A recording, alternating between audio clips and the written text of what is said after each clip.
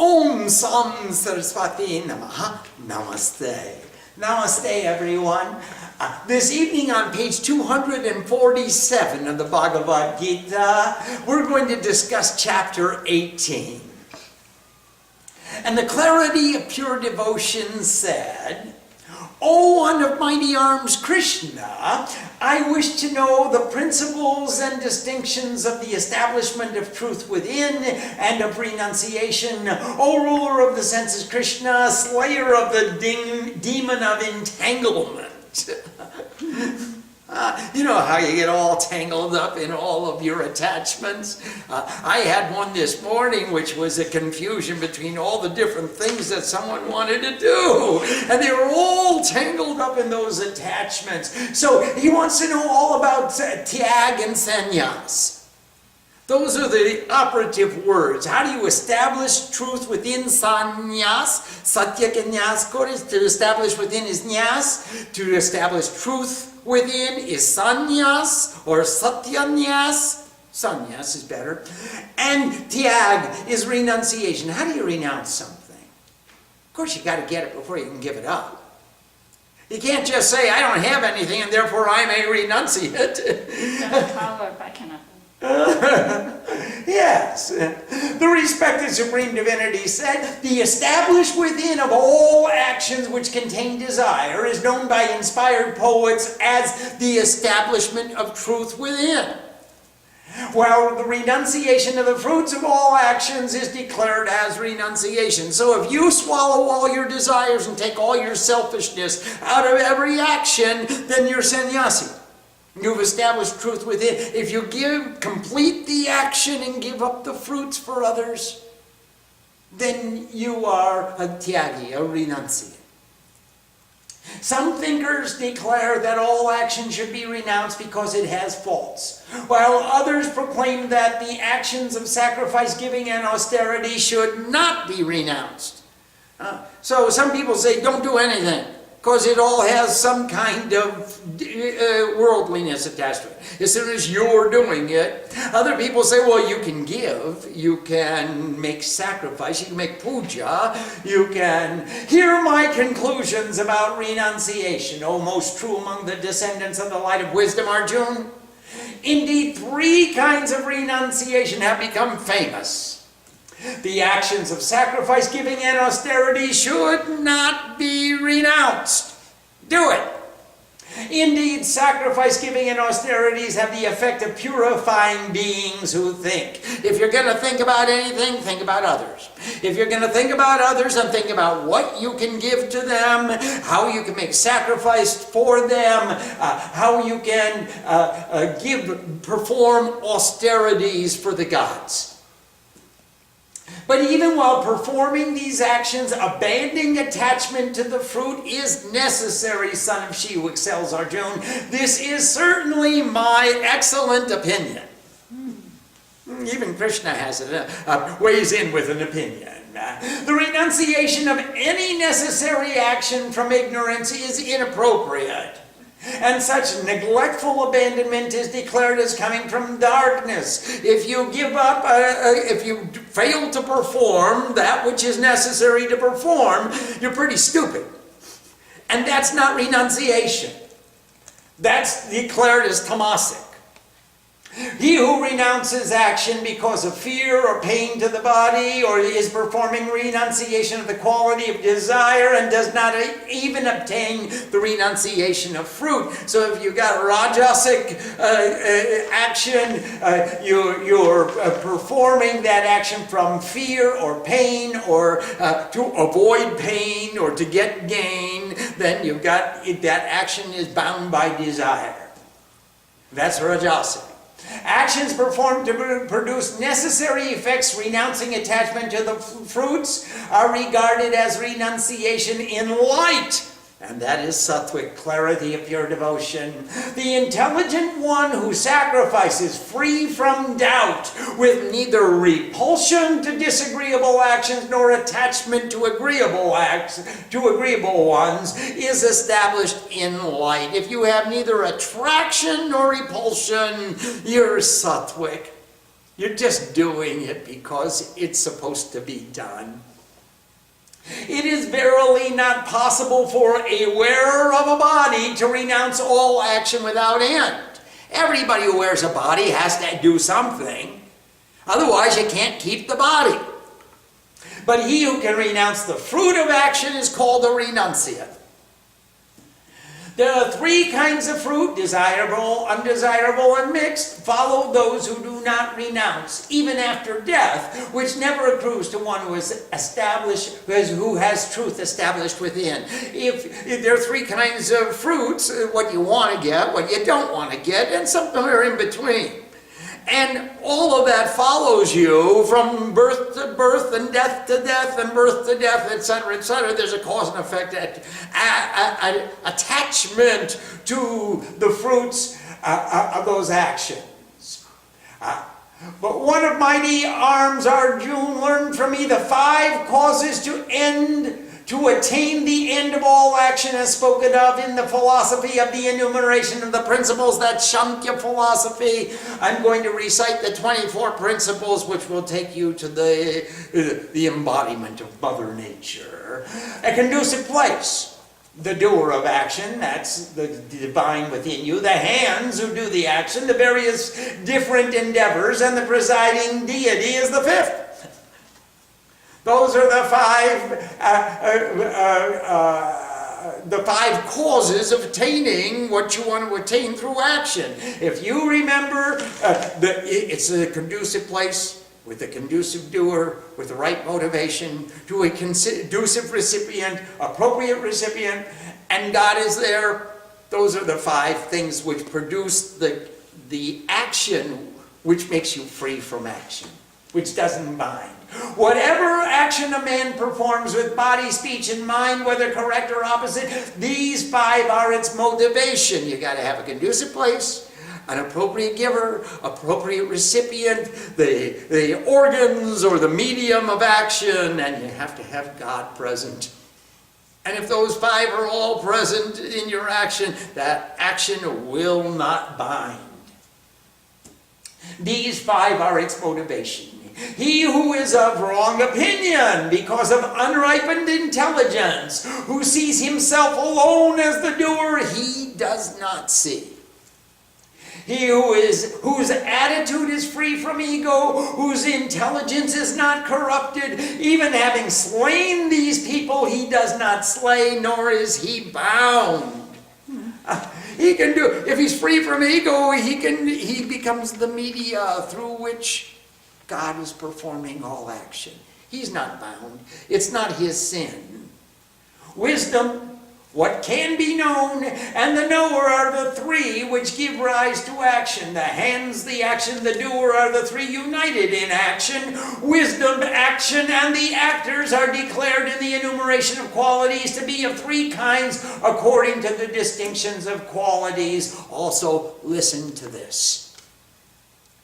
Know that the wisdom by which one sees the indestructible, undivided one in the division of all beings is of the quality of light. If you see the one present in the many, you are in tattva. You're seeing the light. But the wisdom which distinguishes various attitudes as different from one another in all beings, know that wisdom is of the quality of desire. If I perceive distinctions and individuality and all the appurtenances of the qualities specific to that one form or that one individual, then I have specific desire which is clouding my perception. I'm not looking at the God within. I'm looking at the personality outside. And the attachment of one trivial effect to the total without logic and not in accordance with the principles, that is said to be of the quality of darkness. If I say one little fault within you and I judge all of you by that one faulty behavior, then I'm pretty tamasic. My judgment is obscured. That action which is necessary, without attachment, free from likes and dislikes, performed without desire for the fruits, that is called of the quality of light. That's sattvic. But again, that action performed with ego, with much effort, with many desires, is said to be of the quality of desire. That's rajas. That action which is commenced without regard to the consequence of loss or injury, you don't think about what are the consequences, what is the outcome, ignorant of one's ability, you start it without even thinking, can I finish it or not, is said to be of the quality of darkness. That's tamasic. The doer who is free from attachment, without ego, has consistent enthusiasm, and remains unaffected in success or failure, is called of the quality of light. That's sattvic. The doer who passionately desires the fruit of action, who is greedy, cruel, impure, experiencing joy and grief, is called of the quality of desire. That's rajas.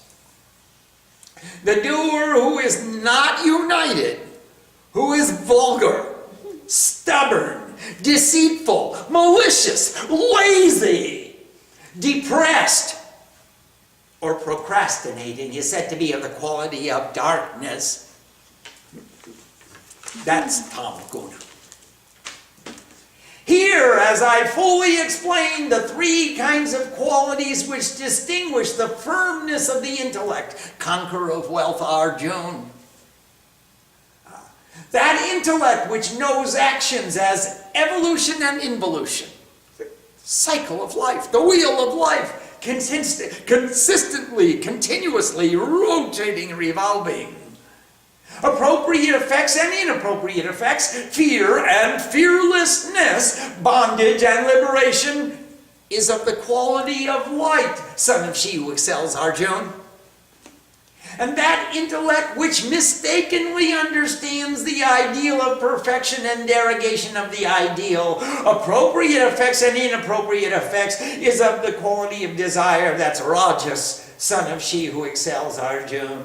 So the intellect, when your intellect is constant, is discerning evolution and involution, appropriate effects and inappropriate effects, fear and fearlessness, if you've got that discrimination, you're in sattva.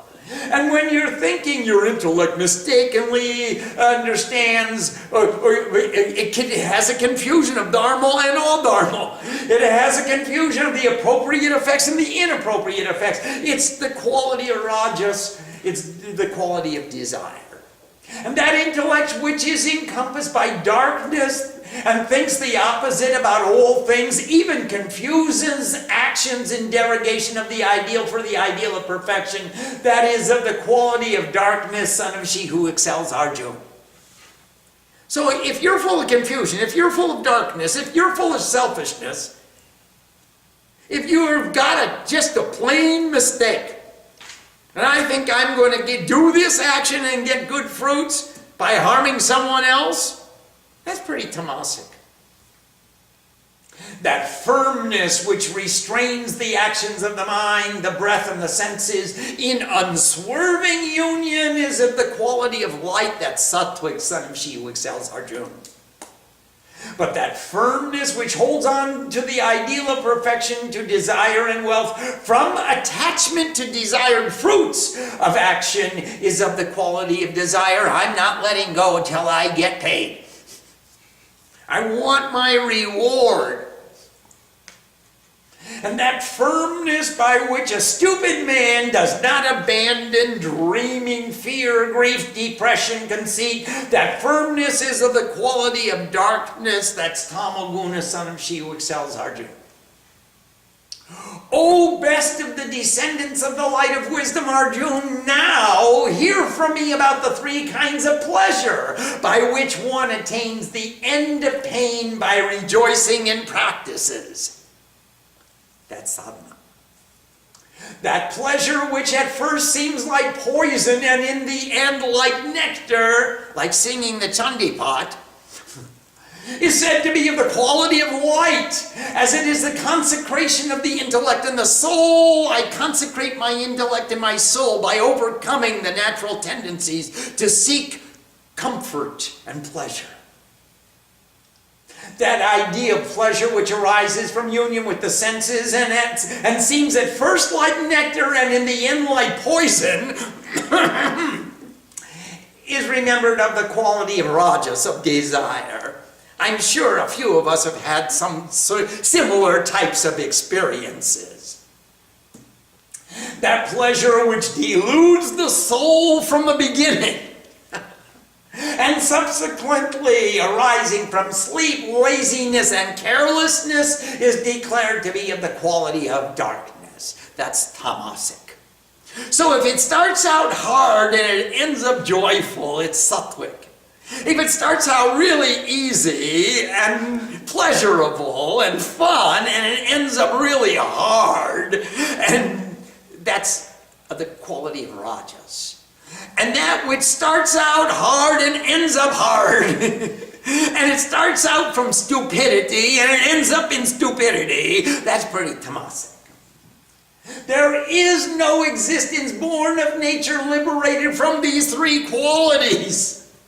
Not on the earth, not in the heavens, nor even among the gods.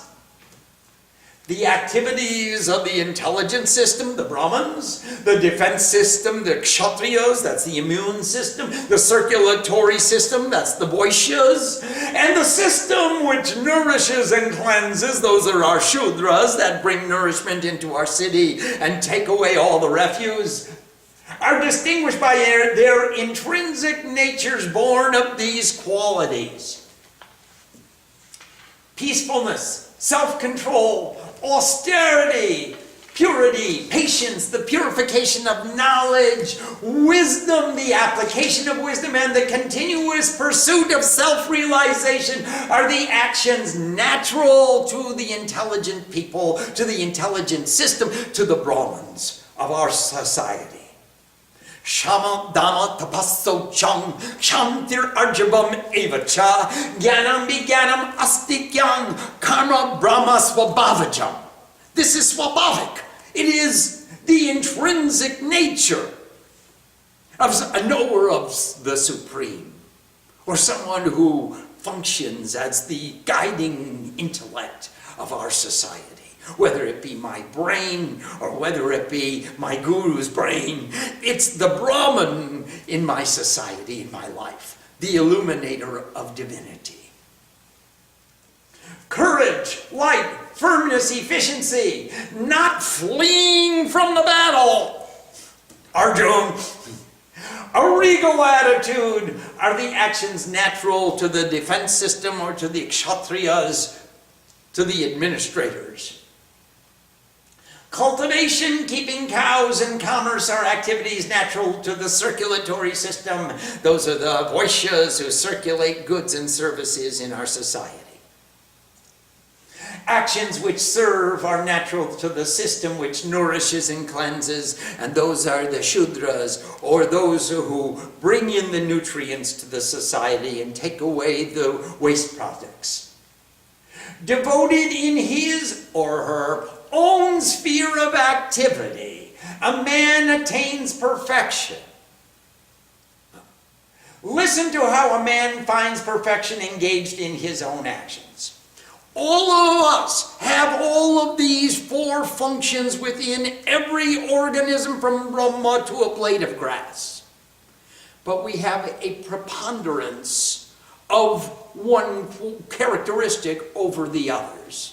Those whose primary endeavor is cultivation, they make the gardens, and that's their primary activity as a Vaishya. They're in charge of circulating goods and services. Those whose primary occupation as a teacher, as an author, as a musician, they are Brahmins. They create the intellectual inspiration for the society to be guided in the most appropriate ways. Their primary occupation is as Brahmins. Those who are defenders become Kshatriyas. Those who are servants and cultivators, they are Shudras. Devoted in his own sphere of activity, a man attains perfection. Listen to how a man finds perfection engaged in his own actions. Man attains perfection worshiping him from whom the evolution of beings has come and by whom all this is pervaded. This is his own action. Worship God in everything you do. No matter what it is you do, if you're a Brahman, a Vaishya, a Kshatriya, or a Shudra, worship God through your particular sphere of activity.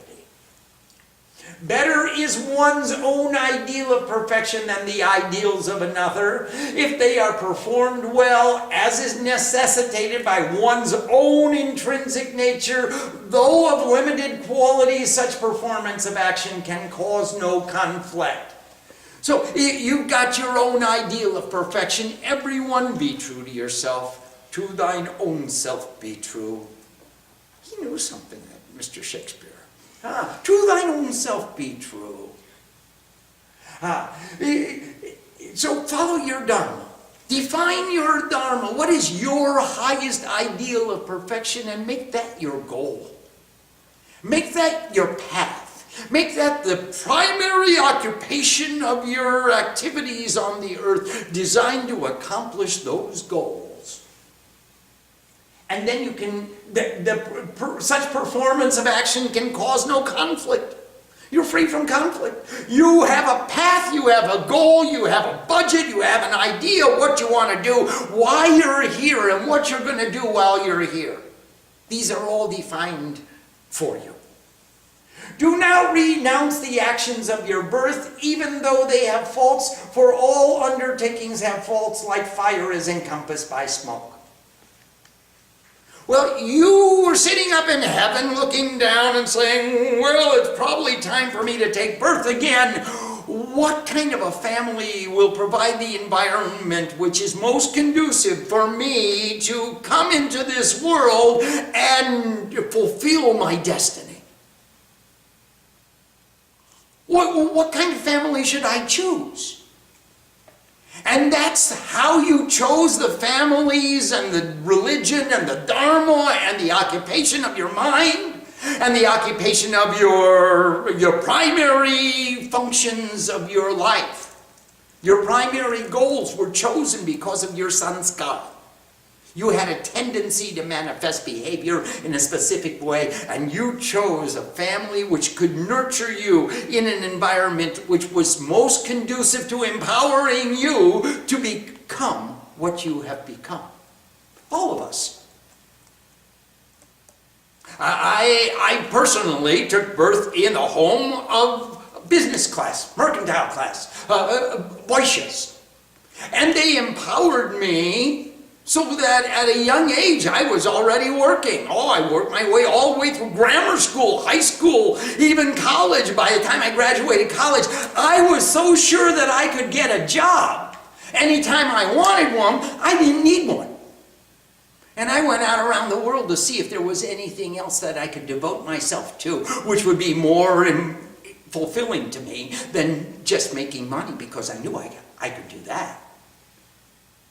In fact, I had such a confidence that I could find work wherever I went. I went around the world and I worked my way around the world. And I said, okay, I'm making a promise to myself. My sankalpa is I will not take money from home until I quit.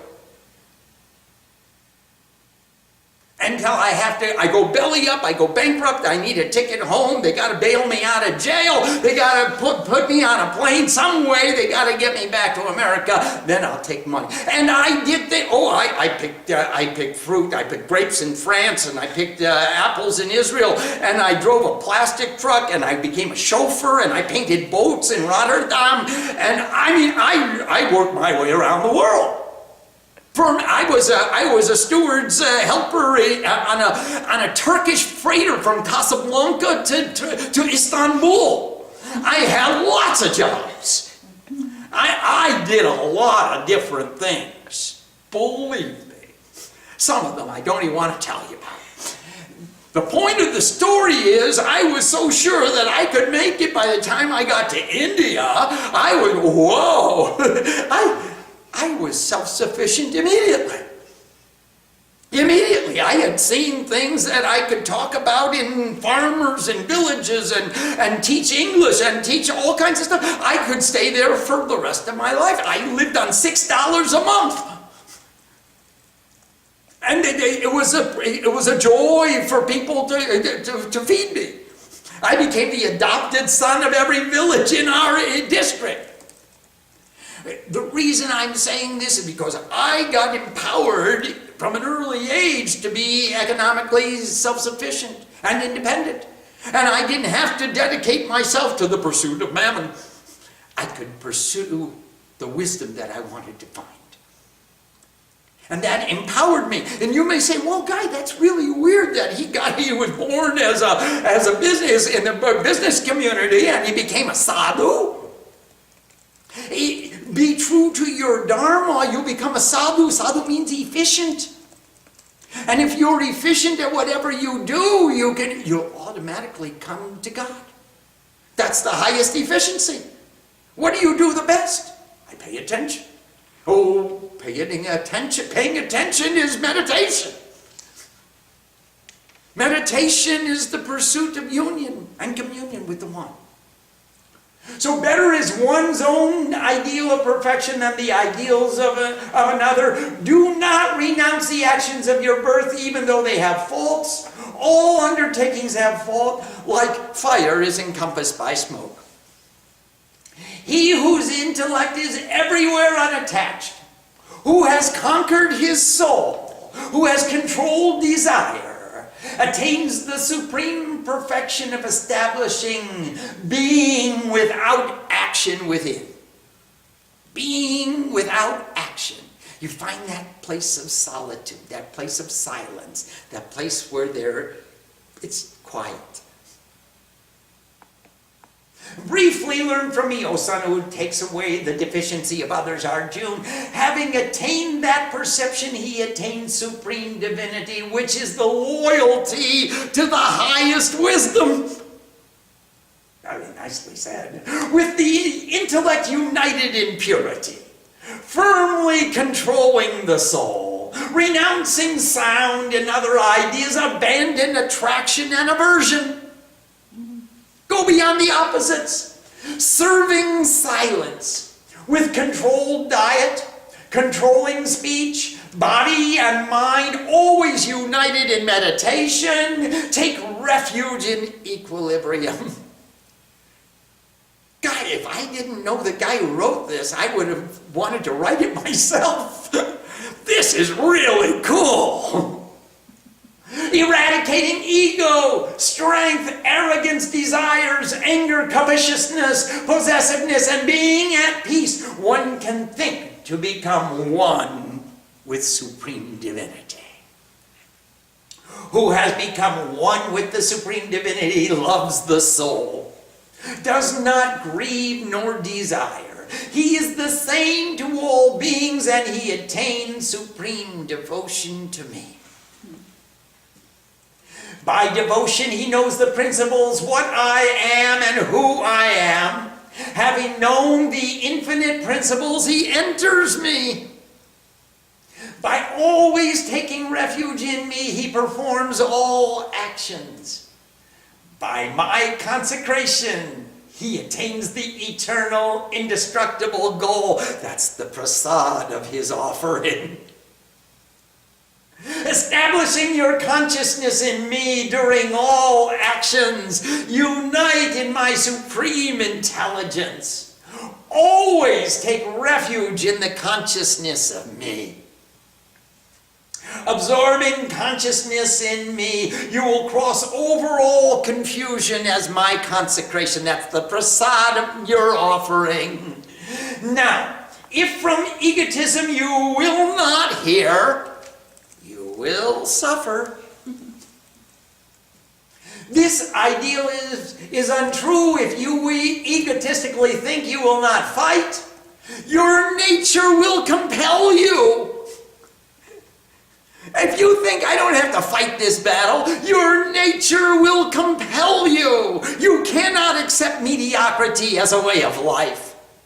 Your nature will compel you to strive for excellence. Your worldliness will not be satisfying to you. You will climb the mountain. You will meet the guru. You will do the sadhana. Your nature will compel you. O son of who takes away the deficiency of others, Arjuna, bound by your own intrinsic nature to perform actions, that which from ignorance you wish not to do, you will be helpless but to do just that. You say, I won't fight. I'm not going to strive for perfection. But your nature will compel you. You will be required. You will be helpless but to do just that. Clarity of pure devotion. The seer of all is established in the regions of the heart in all beings, causing all beings to move in the illusion as if riding on a conveyance. She hurls them into the whirlpool of objects and relationships and makes them spin. Take refuge in Him with your complete attitude, O descendant of the light of wisdom, Arjuna. By that consecration you will attain the eternal residence of supreme peace. Thus, the most esoteric of all secret wisdom has been explained by me to you. Fully contemplating this, act as you choose.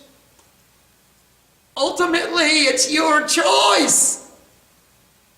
Again, listen to this most secret of my supreme words. You are firmly loved by me, and therefore I speak for your welfare. Be with your mind in me. Be devoted to me. Bow with respect to me. In truth, you will come to me. This is my promise to you, for you are my beloved. Renouncing all other ideals, take refuge in me alone. I will liberate you from all sin. You should not explain this to those who practice no austerity, no devotion, and not ever to those who desire not to listen. Please, don't go to the airport and pass out incense. Stay in the temple and do your sadhana. Do not try to convert people who don't want to listen, or to one who disrespects me. Who will explain the supreme secret of devotion to my devotees will without a doubt come to me, even becoming supreme with me. On the entire earth there is no other that is more dear to me than he who performs excellent acts of love for me. For those who will study this discussion about the ideals of perfection, I will regard that I am desired and have been lovingly worshipped by the sacrifice of wisdom. This is Gyan Yagya. The man who is full of faith, free from malice, who hears this, will attain the happiness of meritorious actions in the world as well as liberation. Son of she who excels, Arjuna, did you hear this with focused consciousness? Are you listening? Wake up! Has your ignorance of delusion been destroyed, conqueror of wealth, Arjuna? Arjuna Uvach. The clarity of your devotion said, my ignorance has been destroyed. My memory has been returned to me by your consecration, O imperishable. I have been firmly freed from doubts. I will perform as you say. And Sanjay said, he who is victorious over all, said, thus, I heard this wonderful discussion between the great souls, the Lord of the earth, Krishna, and son of she who excels, Arjuna, which excites my skin. By the consecration of Vyas, I have heard the supreme secret of union directly from the Lord of Union, the doer of all, Krishna speaking himself. O King, again and again I rejoice in the merits of remembering again and again this wonderful discussion between the embodiment of the functions of creation, preservation, and transformation, Krishna, and the clarity of pure devotion, Arjuna. O King, it is a great wonder to me that remembering again and again the most wonderful form of remover of duality, Krishna, and again I rejoice. Wherever is the Supreme Lord of Union, the doer of all, Krishna, wherever is the son of she who excels, Arjuna, who wields the bow, there will be respect, victory, happiness, consistency, and wise counsel. This is my understanding. Om Tat Sat. Okay. Excellent. Iti Srimad Bhagavad Gita Shu Ashtadashodhyaya Srimad Bhagavad Gita Samata. Jai Krishna. Om Sam Saraswati Namaha. Namaste.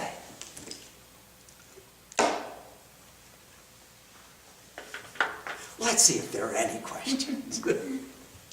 We have a question from Nanda in San Jose. Namaste Nandama. Can one's highest ideal of perfection change every so often, or are they permanent for life? They're permanent for all eternity. But the steps to get there change from moment to moment, or from environment to environment, circumstance to circumstance. So if you choose your highest ideal of perfection, to live with respect and victory and happiness and consistency and wise counsel, to live with Krishna, to live with God, then the steps by which you will make that journey may vary. What's the highest ideal of perfection in this place, in this time, in this circumstance? That may vary. So if you have one consistent goal, then all the others will be adjudicated by the criteria of that one consistent goal. Is it going to take me closer to where I want to go, or is it going to take me farther away? Is it an expression of sattva, or is it an expression of rajas or tamas? Yes, please. We have a question from Swarupananda. Namaste, Swarup. Pranam. Can you please elaborate on what serving silence means in verse 52? Yes, how would you serve silence? Could you please listen to the sound of one hand clapping?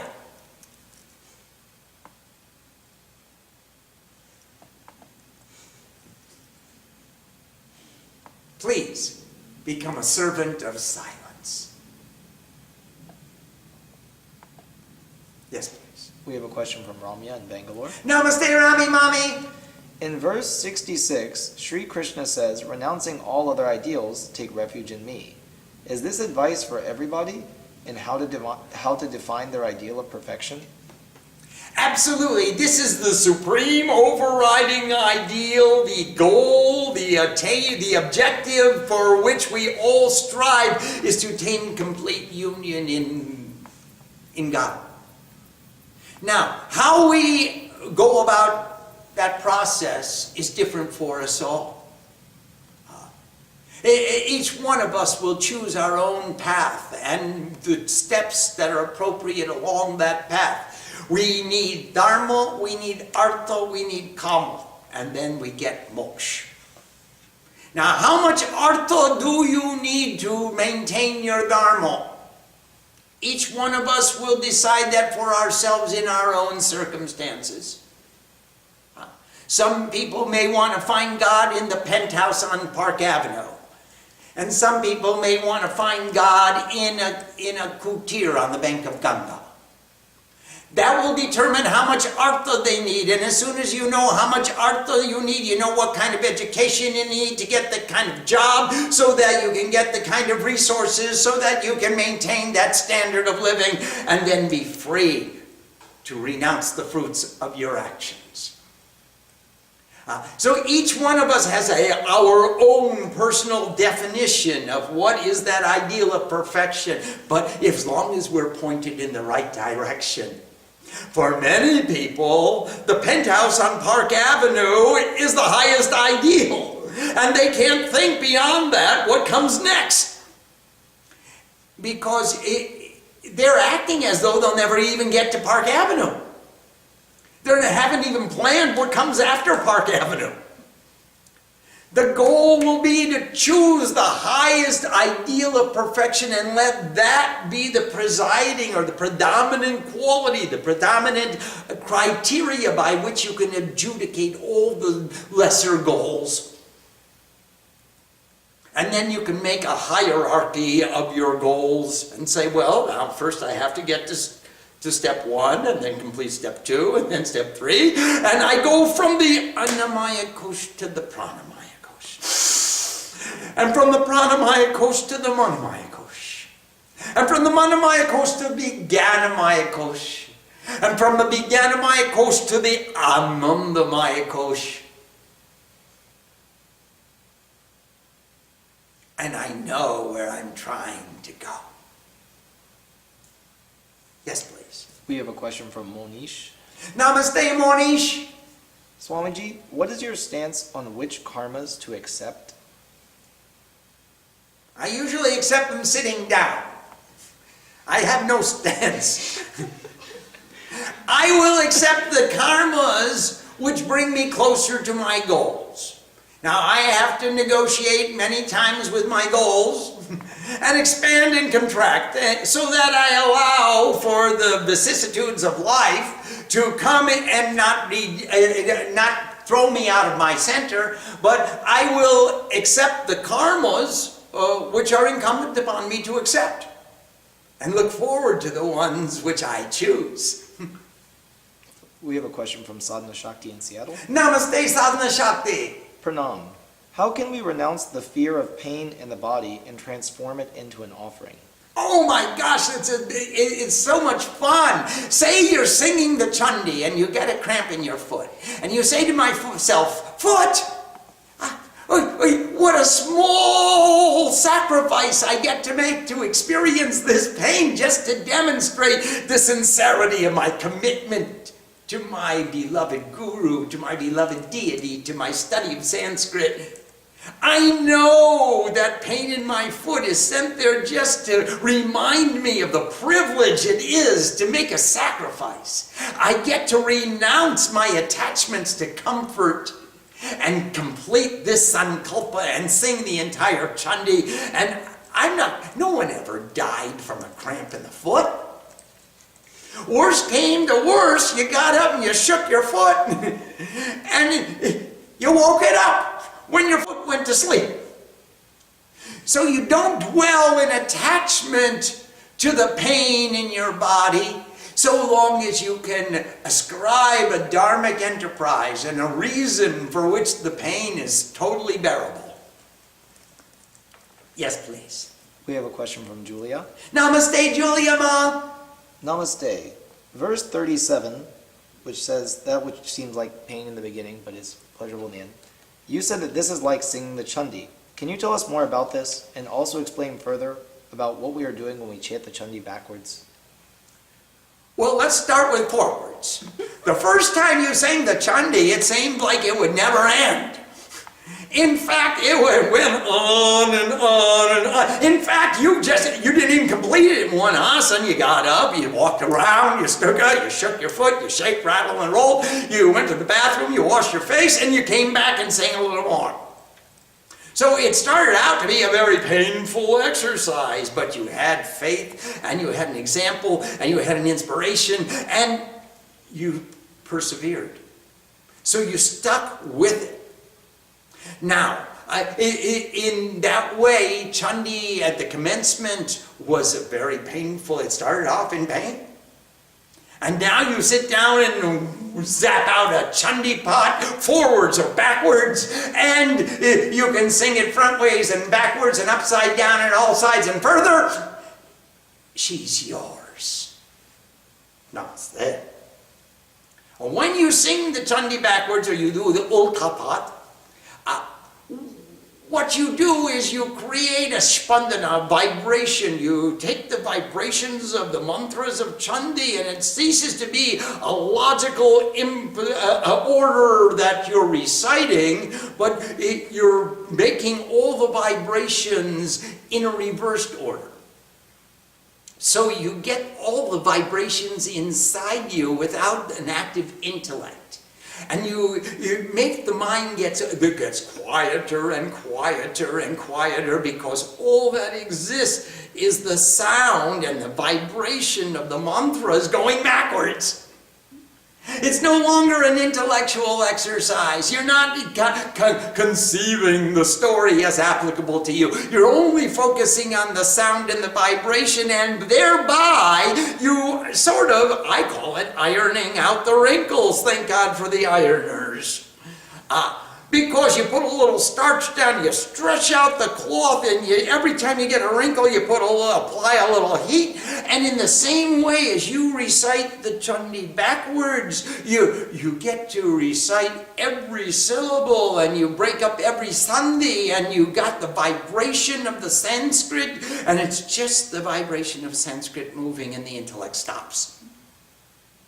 And that's the objective in the Ultapat, because then there's no more margin for error.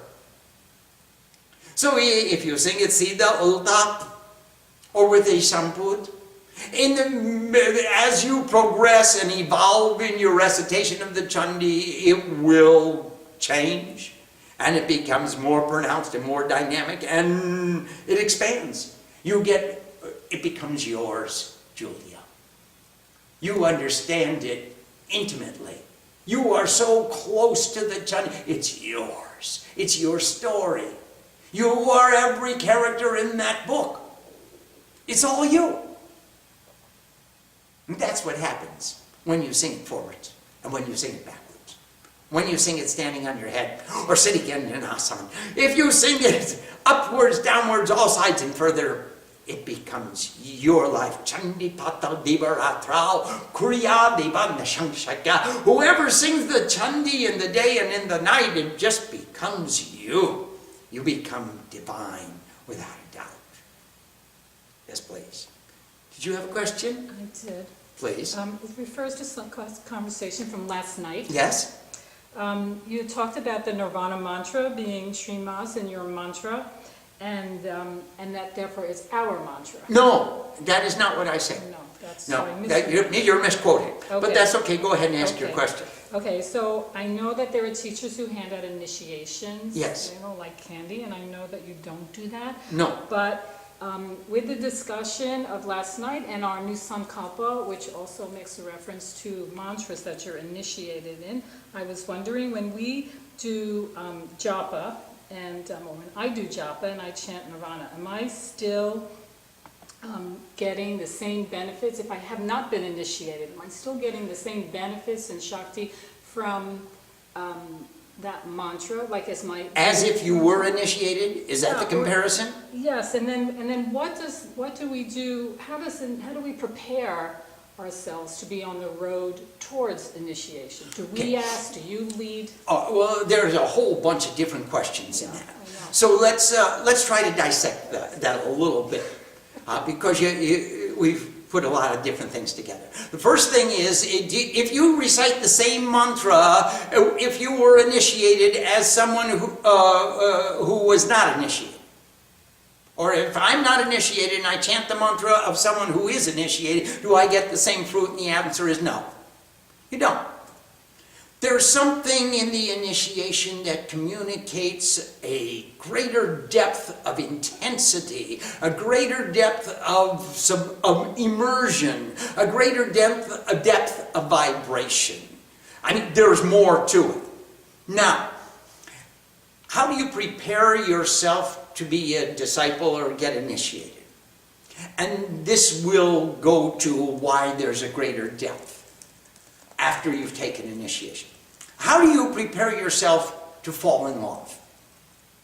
Well, you don't really. I mean, you make yourself a qualified individual, you make yourself self-sufficient, you make yourself so, I'm not a problem, I'm not going to be, I don't want a lover because I need somebody to take care of me. I want to give, I want to share, I'm coming to our relationship from my abundance, not from my lack.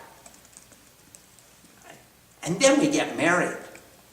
Well, how does the relationship change when we make that commitment with a capital C? Same love affair, same abundance, same sharing, but once we make a commitment to work together and to live together and to love together and to accept each other on every plane of existence, then we have even a greater duty and a greater opportunity not to allow the little things to get blown out of proportion. We want to put everything in the perspective of what is our commitment and what is our goal and what did we decide to do when we stood in front of God and said, He's mine forever. And in Hinduism, it is not until death do us part, it's till, as long as the sun and the moon are shining in the sky. No one can untie this knot. We do it really uptown, full time. It's not just until death do us part. Now, what happens to your relationship when you make such a vow? When you feel such a vow? And that's the same as you're falling in love with a guru. You're surrendering to the practice, you're doing the jop, you're doing the tap, you're trying to inculcate the example of the guru into your own life, into your own pattern of behavior, your own rhythm of life. You're becoming more and more like the guru, like the shishya, like the disciple who is reflecting the image of purity of the guru. And then you stand before God and you take initiation. And the vibration and the energy and the consecration and that whole, we fell in love and then we got married. It wasn't that you came up on the stage and the guru passed out initiations, he passed out mantras to 1,000 people at the same time. That's not really, well, it's a form of it. There are many forms of diksha. And that's one of the forms. It means blessing. But when we talk about diksha, we're talking about the transference of the inner energy in a commitment with a capital C in order to devote ourselves together towards realizing the ultimate, towards inculcating that example, towards feeling that vibration, towards living and breathing. The most important thing in my life is my relationship with God. And the next most important thing is my relationship with Guru. And everything else fits into that criteria. So it's different when you chant a mantra that you received in initiation than it is that you took from the Guru and you started practicing it yourself, because it doesn't have the commitment, it doesn't have the vibration, it doesn't have the union with the Guru, it doesn't have that totality of authority that says the Guru says, I'm putting this in your ear. I'm planting this in your brain. It's going directly to the center cortex where you're going to keep it there. It's the womb of wisdom. I'm planting this seed right in your brain. It's a little bit different to chant that mantra than it is to take, Swami said on page 250, this is a good book. Or he's got a list of mantras on the website, let me take one of those and chant it. A little bit different. Now there's an intensity, there's a vibration, there's a commitment, there's a purity, there's a clarity. When I sit down to do puja, I say, Om Guru Vyo Namo, Pan Guru Vyo Namo, Paraparo Guru Vyo Namo, Padmeshti Guru Vyo Namo. You're sitting there. You're with me. All my lineage, all my gurus, all the examples, everybody who did anything to get me to where I'm sitting right now, you're all with me, and I thank you. So that's the difference between diksha and not diksha. That's the difference between a love affair or a disco marriage and a real walking around the fire 7 times marriage. That's the difference between a casual relationship and a committed relationship. You feel the difference. You feel the intensity. You feel the vibration. And it feels good. It feels deeper. Yes? So we make the commitment to the Guru makes the commitment to us? Absolutely, it goes both ways. But disciples make gurus. Gurus do not make disciples. Never. You say, hey, I want to reflect your example. You are my guru. And then I take the responsibility to change myself. And Guru says, gee, you're becoming a lot like me. Come on over and see more what I do. Come and watch a little closer, sit a little closer, see how I sit, see how I breathe, see how I pronounce the mantra, see how I explain them, what do they mean to me? Come on in. Come, don't be the voice on the East Coast, come to the West Coast, come to the Devi Mandir and sit here. That's what she says. Iagach. Iaktish, come closer, I'm inviting you in because you invited me in. I have to reciprocate and make it mutual and reciprocal. So disciples make the guru. Gurus do not make disciples. I don't go out down the street, pass out incense and say, I'm going to give you initiation. No way. Fall in love. Cultivate the relationship. Then we'll talk about getting married. And believe me, Diksha is more of a marriage than going to City Hall. It is more of a commitment than having the pastor say a few nice words. Or a marrying Sam, look at the good book for 15 minutes and say, okay, I now pronounce you.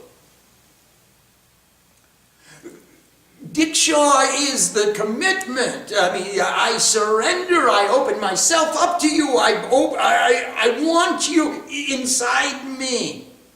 As much as I can get you inside me, so much I'm open to you. I surrender. Atma Samarpan. I open up myself. I offer you my soul in equilibrium. I don't know how many people in their marriages have done that yet. But when you take Diksha, you will do it. And you will do it before you take Diksha. And that's why you will take Diksha. And that's when you will take Diksha, when you feel that bhavana. And the rest is just passing out mantras. Or other people are selling them. Give me money and I'll give you a mantra. Yes, please. We have a question from Moshami and Siddharth. Namaste, Moshami. Namaste, Siddharth. Pranam. While it is a goal to create balance among Sattva, Raja, and Tama for being, becoming, and rest, during Tama, we possess the qualities given in verse 28. Vulgar, stubborn, deceitful, malicious, procrastinating, which we do not want to possess. Is it possible to achieve proper tamas, or rest, without indulging in those qualities? Yes, it is. Yes, we can. We can become purely tamasic, which is Gyan Shakti. We can just go into rest, into Shushukti. We can move into meditation and move into the tamas of meditation, where the whole world is in darkness and only I perceive the inner light. Moshami, this is the goal of understanding the Gita. Whenever the tamas that comes to me that says, you just like you described. You are lazy, you are slothful, you are ignorant, you are attached, you are bound to action with repulsion and attraction. That's what motivates you, Swami. Now, I'm giving you the option. Control that expression and only allow the light to come out. And go deep into meditation and go deeper and deeper into the intensity of wisdom and see that illumination. And there you will experience the rest and rejuvenation that you so purely deserve. Om Sam Saraswati Namaha. Namaste.